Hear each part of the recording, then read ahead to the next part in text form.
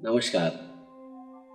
आज इन सूफी कहानियों की श्रृंखला में जिस कहानी को लेकर उपस्थित हुए हैं वो कहानी है एक ऐसे व्यक्ति की जो अपनी मृत्यु से बहुत दूर भाग जाना चाहता है, लेकिन क्या वो भाग पाता है?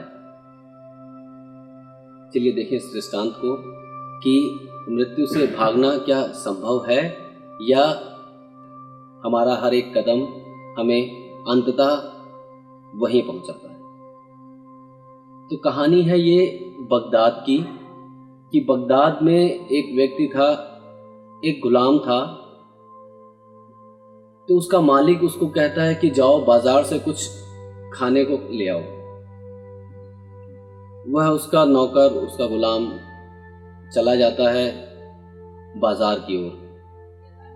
बाजार की ओर गए हुए अभी कुछ ही पल हुए होते हैं, कुछ ही क्षण हुए होते हैं, कुछ ही वक्त गुजरा होता है कि मालिक देखता है कि उसका नौकर बौखलाया हुआ सा दौड़ता हुआ उसके पास आ गया। वो पूछता है उससे, क्या हुआ? तुम तो सामान लेने गए थे और अचानक तुम ऐसे बदहवास से क्यों लौटे? क्या हो गया बाजार में? तो उसका नौकर कहता है कि बाजार में आज मैंने मौत को खड़े देखा। वह मुझे वक्र दृष्टि से देख रही थी, घूर रही थी जैसे। मैं तो घबरा गया, मैं तो वापस दौड़ आया। हो ना हो आज वो मुझे लेने ही आई है। तो मालिक उसका कहता है कि तो इसमें अब मैं क्या कर सकता हूं?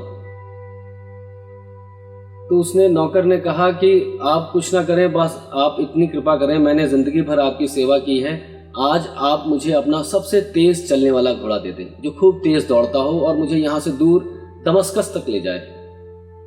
वह तो घनी बस्ती है, उतनी भरी आबादी में मुझे ये मौत ढूंढ न सकेगी और उसे तो कुछ अंदाजा भी नहीं होगा कि इतनी जल्दी मैं यहां से वहां कैसे पहुंच गया। वो मुझे यहां बगदाद में ढूंढती रहेगी और मैं दमस्कस में उससे बच जाऊंगा। मालिक थोड़ा सा सोचता है और कहता है, चलो ठीक है, तुमने इतने दिनों मेरी सेवा की है, सालों तुम मेरे यहाँ रहे, खूब ईमानदारी से काम किया, तो चलो मैं भी तुम्हें एक ये बख्शीश की तरह ये अपना घोड़ा दे देता हूं, तुम्हारा इनाम समझो इसे। और वह अपना तेज दौड़ने वाला घोड़ा उस नौकर को इनाम में दे देता है। बोलता है, ये लो घोड़ा और जहां तुम जाना चाहो जाओ। नौकर तेजी से उस घोड़े पर सवार होता है और दमस्कस के लिए निकल पड़ता है। अब उसका मालिक सोचता है कि नौकर इतना घबराया हुआ सा है, दमस्कस तक जाना चाहता है, क्या वाकई इसे अपनी मृत्यु दिखाई दे गई है? मौत का कोई फरिश्ता इसने देख लिया है और उसी से ये घबरा गया हो, या हो सकता है इसका कोई वहम ही हो। वह भी बाजार पहुंचता है और देखता है कि एक कोने में वही मौत का फरिश्ता काले लिबास में खड़ा इसी ओर देख रहा था। मालिक उसके पास जाता है, उस फरिश्ते से, मौत के फरिश्ते से क्या पूछता है कि तो तुम ऐसे उसे घूर कर क्यों देख रहे थे? मौत का फरिश्ता कहता है कि नहीं, मैं घूर तो बिल्कुल भी नहीं रहा था, हाँ ये जरूर था, मैं हैरानी में था। तो मालिक पूछता है, हैरानी? हैरानी तुम्हें किस बात की? आखिर मेरे नौकर को देखकर तुम हैरान क्यों हो रहे थे? तो वो मौत का फरिश्ता कहता है कि अभी शाम को तो इसे दमस्कस में होना है, वहां इसकी मृत्यु की घटना घटनी है और अभी तक ये बगदाद में है। इतनी जल्दी बगदाद से वो दमस्कस तक पहुंचेगा कैसे? मैं तो यही सोच के हैरान था। आप ही बताएं आखिर वो अभी कहां है? मालिक तो अपना सर ही पकड़ लेता है, बोलता है, मैंने ही उसे अभी एक तेज दौड़ने वाला घोड़ा दिया है जो उसे शाम तक दमस्कस तक पहुंचा देगा। वो मौत का फरिश्ता हंसने लगा, बोलता, वही मैं कहूं, आखिर कुदरत के इस नियम को पूरा किस बहाने से होना है, यही सोच के मैं हैरान था। वही मैं भी सोच रहा था कि ये कितनी भी तेजी से जाने की वहां कोशिश करता या कोई इसे लेके भी वहां जाता तो इतनी जल्दी शाम तक उसे दमस्कस तक नहीं पहुंचा सकता था। लेकिन कुदरत का करिश्मा देखिए कि ये आपका नौकर निकला और आपके पास उतनी तेज एक घोड़ा भी था जो इसे वहां तक पहुंचा सकता था। और शाम को दमस्कस में इसकी मौत हो ही जाएगी।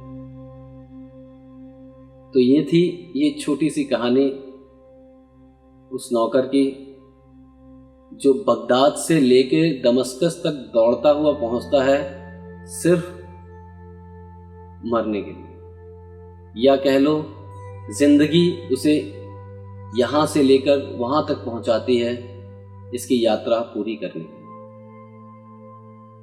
सूफी कहानियों का मजा यही है कि कहानियां होती तो छोटी हैं लेकिन इशारे गहरे करती हैं। ये छोटे छोटे तीर भी अगर दिल में उतर जाएं तो बड़े गहरे अर्थों को खोलते हैं। मौत से क्या बचा जा सकता है? शायद नहीं, या कहें कि अभी तक तो कोई बचा ही नहीं। तो ऐसा नहीं कि मृत्यु जीवन से अलग है और पूरी जिंदगी को हम जन्म और मृत्यु को अलग अलग करके देख सकते हैं, लेकिन हमारा देखने का ढंग एक तरफा है। हम जब देखते हैं तो मौत को देखते हैं, या फिर जब जन्म को देखते हैं तो जन्म को देखते हैं। दोनों को जोड़ के नहीं देख पाते। जैसे एक ही सिक्के के दोनों पहलुओं को हम एक साथ नहीं देख पाते। जब हम एक हिस्से को देखते हैं तो दूसरा हिस्सा छिप जाता है, और जब उस हिस्से को देखते हैं तो पहला हिस्सा छिप जाता है। इसी तरह जिंदगी में हर चीज द्वंद्व में छिपी हुई है। एक दिखाई देती है तो दूसरी छिप जाती है, और हम सोचते हैं कि नहीं, दूसरी को नकार दें। जो हमें अच्छा लगता है वह तो रहे, जो हमें अच्छा नहीं लगता वह नहीं हो जाए, लेकिन ऐसा होता नहीं। सुबह होती है, रात होती है, जन्म होता है, मृत्यु होती है, प्रेम होता है, घृणा होती है, करुणा होती है, क्रोध होता है। इस तरह ये जिंदगी दोनों पहलुओं का एक जोड़ है। उसी तरह हम जन्म को तो अपना लें और मृत्यु से कहीं दूर भाग जाएं, ये संभव नहीं। हाँ, ये जरूर हो सकता है कि हम उस मृत्यु को समझ लें तो हमें जीवन समझ में आ जाए, लेकिन हम मृत्यु से भागते हैं तो जीवन भी हमसे अछूता रह जाता है। तो कोशिश करें जीवन को समझने की, उसमें गहरे उतरने की। हाँ, ये जरूर है कि जन्म और मृत्यु से ऊपर उठ के हम जीवन को समझ सकते हैं। जीवन जो कि फैला हुआ है चारों ओर, जो शाश्वत है, जो अस्तित्वगत है, और जो उस जीवन को समझ लेता है, इन मनकों में छिपे उस धागे को समझ लेता है, फिर उसकी कभी मृत्यु नहीं होती। देह तो मिटती है लेकिन जीवन जीवन रहता है। वो और फैल जाता है, विस्तृत हो जाता है, विस्तार पा जाता है। तो अपने आप को और विस्तारित करें, समग्र रूप से अस्तित्व में फैल जाएं, और जन्म और मृत्यु से ऊपर उठें।